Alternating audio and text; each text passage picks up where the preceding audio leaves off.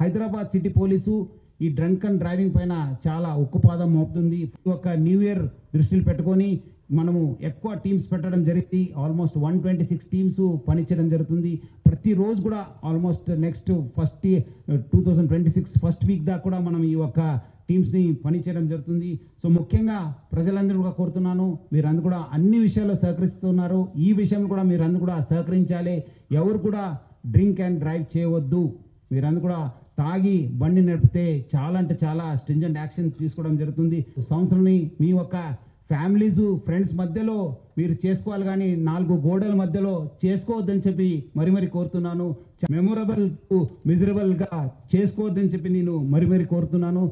అట్లానే ఈ యొక్క డేంజరస్ డ్రైవింగ్ పైన కూడా హైదరాబాద్ సిటీ ట్రాఫిక్ పోలీస్ చాలా గట్టిగా మనము ఎఫర్ట్స్ పెట్టడం జరుగుతుంది. ముఖ్యంగా హెల్మెట్ లెస్ డ్రైవింగ్ కావచ్చు, మైనర్ డ్రైవింగ్ కావచ్చు, రాంగ్ డ్రైవింగ్ కావచ్చు, దానిపైన కూడా చాలా అంటే చాలా ఫోకస్గా మనం పనిచేయడం జరుగుతుంది.